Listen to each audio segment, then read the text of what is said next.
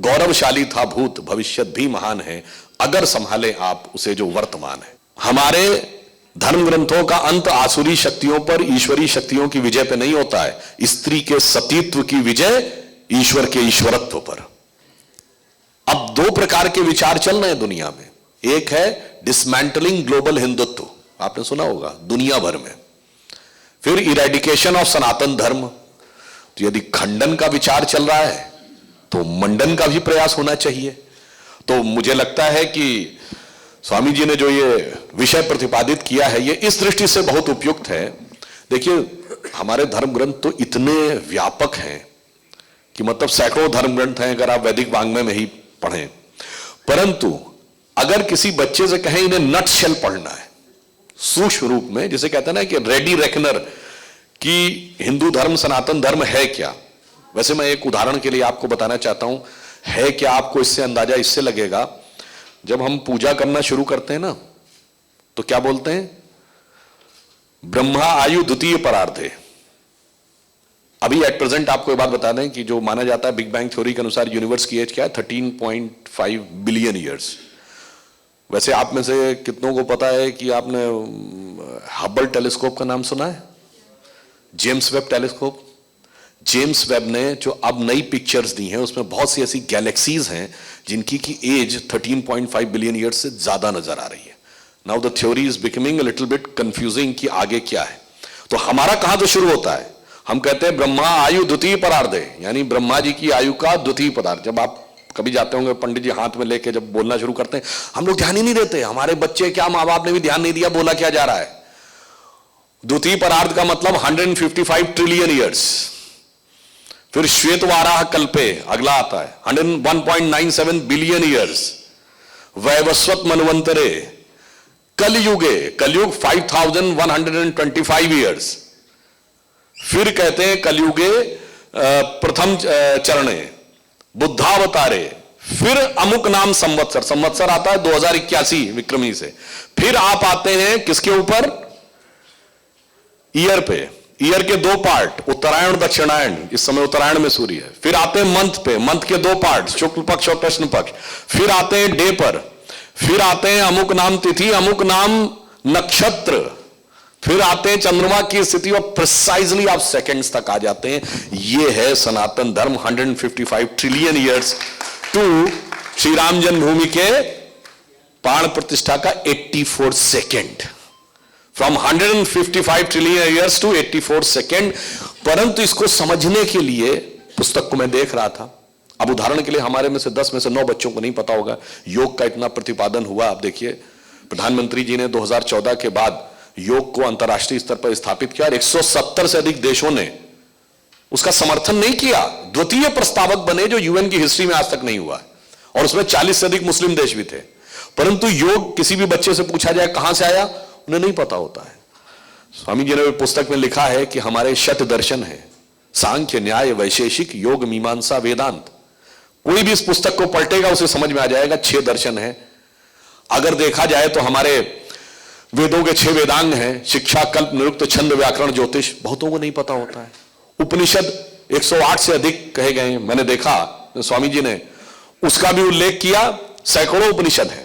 परंतु 10 उपनिषद जिन पर कि शंकराचार्य जी ने टीका लिखी है, जो सबसे प्रमुख 10 माने जाते हैं, मेरा दावा है कि हम लोग कहते हैं 199 लोगों को नहीं पता होता है। केवल उन 10 उपनिषदों के नाम पूछ लिए जाए, हमें नहीं पता होता है। मूवीज के नाम सैकड़ों पता होते हैं। तो इससे आप सोचिए कि आप मूल तत्व, मैं उसकी आलोचना नहीं कर रहा हूं, परंतु मनोरंजन और आत्मा का अनुसंधान दोनों में अंतर होना चाहिए। तो इसमें जैसे मैंने देखा कि वो 10 उपनिषद ईश के कट प्रश्न मुंडक मांडू कैत्री तैत्री छांदोग्य बृहदारण्यक, चारों का नाम है। तो कोई बच्चा अगर पलटेगा तो उसे समझ में आ जाएगा, अच्छा ये वेदांग होते हैं, ये न्याय हैं, ये दर्शन है। तो उन्हें मुझे लगता है फिर हमारे यहां उसके बाद क्या आता है, मैंने इसी पुस्तक में देखा स्वामी जी, इतिहास। महाभारत और रामायण इतिहास है। इसीलिए, और इसको कोई कहानी ना समझे, तुलसीदास जी ने लिखा है रामचरितमानस में, कहत परम पुनीत इतिहासा सवनई हो तो सकल भ्रमनासा। ये परम पवित्र इतिहास है जिसको पढ़ने से सारा भ्रम नाश हो जाता है। और भ्रमनाश के लिए एक वैसे चीज और बता दूं, आजकल लोग बहुत प्रकार के क्वेश्चन उठाते हैं ना। हमारे इन दोनों ग्रंथों में का रचयिता कौन है? रामायण के रचयिता महर्षि वाल्मीकि और महाभारत के रचयिता महर्षि वेदव्यास। आज वाल्मीकि समाज किस में आता है? शेड्यूल कास्ट में। महर्षि वेदव्यास की मां क्या थी? मछुआरन। जो समाज कुछ राज्यों में, जैसे दिल्ली में जहां हम खड़े वहां शेड्यूल कास्ट में आता है, उत्तर प्रदेश में ओबीसी में आता है।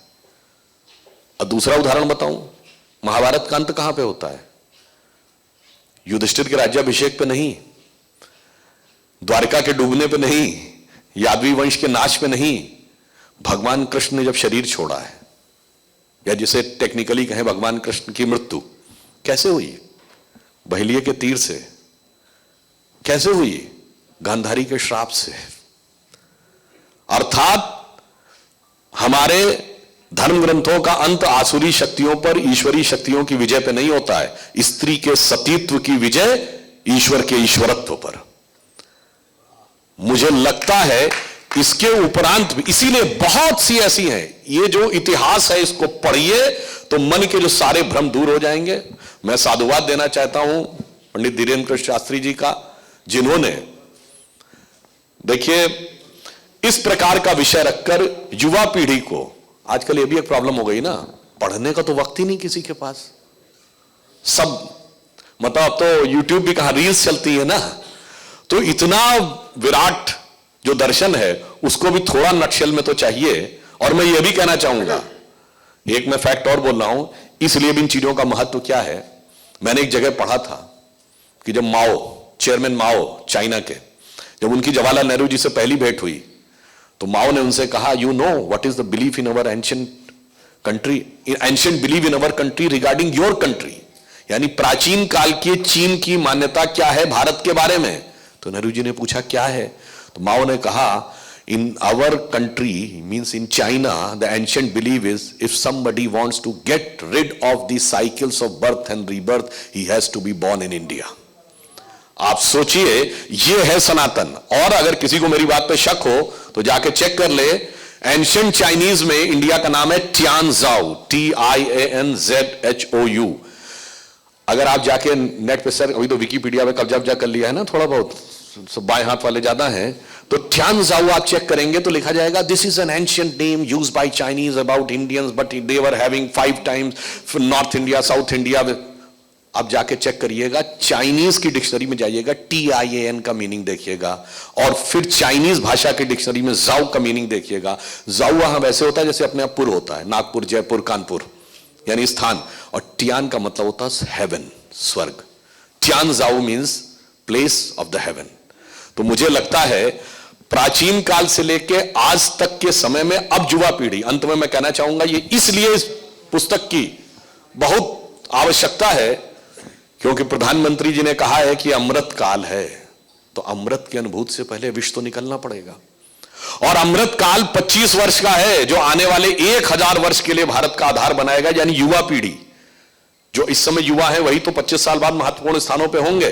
तो उसके लिए यह आवश्यक है कि उसका मार्गदर्शन करने के लिए, क्योंकि यह दुनिया का सत्य है कि अब तो हम वैसे बिगेस्ट कंट्री है ना in terms of population, and we are also the youngest country, परंतु यह पूर्ण सत्य नहीं है, यह अर्ध सत्य है।